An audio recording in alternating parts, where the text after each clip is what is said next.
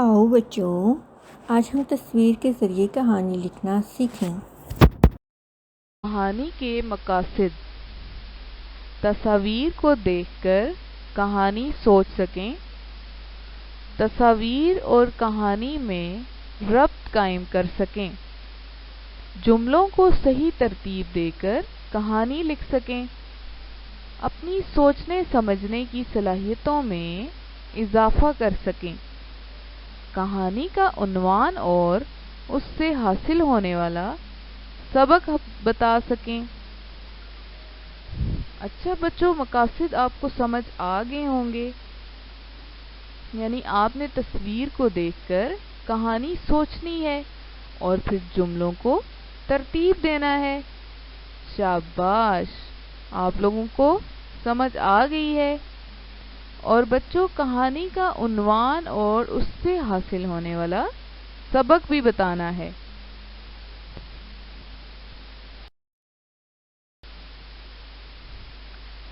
कहानी है क्या? कहानी में क्या क्या होता है?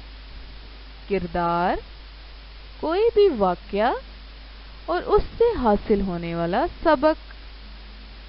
कहानी किसी भी गुजरे हुए वाकये को बयान करती है। बच्चों, जब भी हम कहानी लिखते हैं तो हम किरदार को नाम देते हैं।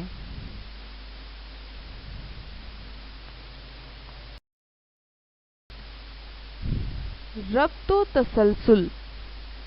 बच्चों, ये कहानी लिखने का बहुत इम्पोर्टेंट हिस्सा है। कहानी को रब्त व तसलसल के साथ लिखा जाता है। तसलसल कहानी की तरतीब को कहते हैं। जो आपने लिखा है, क्या उसकी तरतीब दुरुस्त है? और रब्त, राब्ता, यानी एक बात का दूसरी बात से राब्ता होना चाहिए। कहानी रब्त और तसलसल के साथ जब लिखी जाती है तभी वो बामायनी और खुशनुमा लगती है। बच्चों, उम्मीद है आपको ये बातें समझ आ गई होंगी। शाबाश।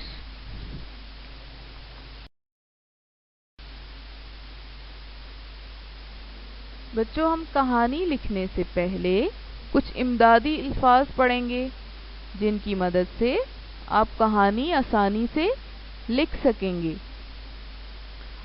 और बच्चों, ज़रूरी नहीं है कि आप इन इमदादी अल्फाज को इस्तेमाल करें। आप अपनी सोच के मुताबिक भी कहानी लिख सकते हैं। इमदादी अल्फाज। ज़फ़र का शौक, पालतू परिंदों से प्यार, परिंदा लाना, पिंजरा, लॉन बाग के दरख्त पर लटकाना, बिल्ली का गुजर, परिंदे पर नजर, मौका पाकर हमला करना, बिल्ली को भगाना, परिंदे का जोर जोर से फड़फड़ाना, ज़फ़र का दौड़कर आना, शोर, परिंदे को आजाद कर देना।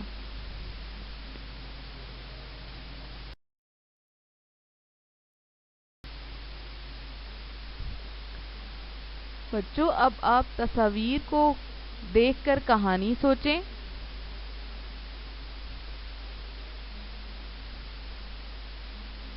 और मैं आपसे कुछ सवालात पूछूंगी जिनकी मदद से आप कहानी लिख सकते हैं।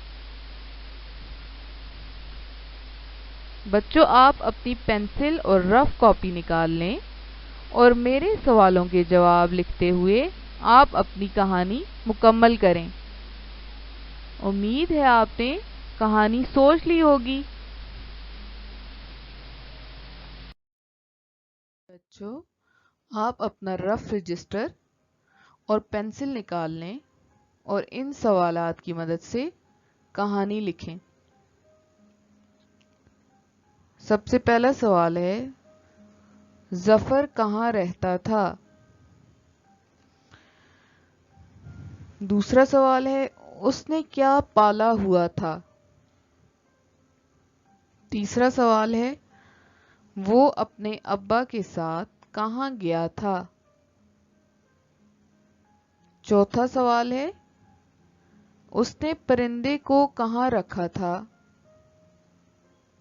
پانچواں سوال باغ سے کس کا گزر ہوا تھا؟ چھٹا سوال ہے پرندے پر کس نے حملہ کیا؟ ساتواں سوال ہے جب پرندے پر حملہ ہوا تو اس نے کیا کیا؟ آٹھواں سوال ہے ظفر نے اپنے پرندے کی جان کیسے بچائی؟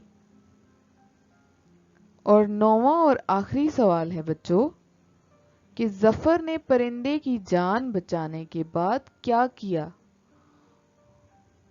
تو بچوں امید ہے آپ نے ان سوالات کی مدد سے کہانی لکھ لی ہوگی۔ شاباش بچوں، اب آپ اس کہانی کو مناسب عنوان دیں اور اس سے حاصل ہونے والا نتیجہ یا سبق بھی لکھیں۔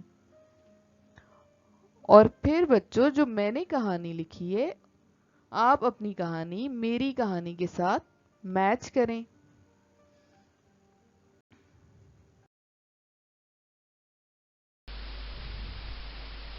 عنوان ظفر کا پرندہ۔ ایک دفعہ کا ذکر ہے کہ ایک گاؤں میں ایک لڑکا ظفر رہتا تھا۔ اسے پرندے پالنے کا بہت شوق تھا۔ وہ پالتو پرندوں سے بہت پیار کرتا تھا۔ ایک دن وہ اپنے ابا کے ساتھ بازار گیا اور ایک پرندہ خرید کر گھر لے آیا۔ اس نے اس پرندے کو پنجرے میں ڈال کر اپنے گھر میں موجود باغ کے درخت پر لٹکا دیا۔ کچھ روز بعد اس باغ سے ایک بلی کا گزر ہوا۔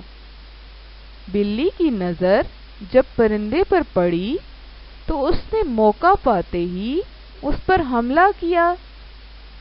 پرندے نے بہت شور کیا اور زور زور سے پھڑپھڑانے لگا۔ جب ظفر نے پرندے کی آواز سنی تو دوڑا دوڑا باغ کی طرف آیا۔ اس نے بلی کو بھگایا اور پرندے کو آزاد کر دیا۔ نتیجہ آزادی بہت بڑی نعمت ہے۔ ہمیں پرندوں کو قید نہیں کرنا چاہیے۔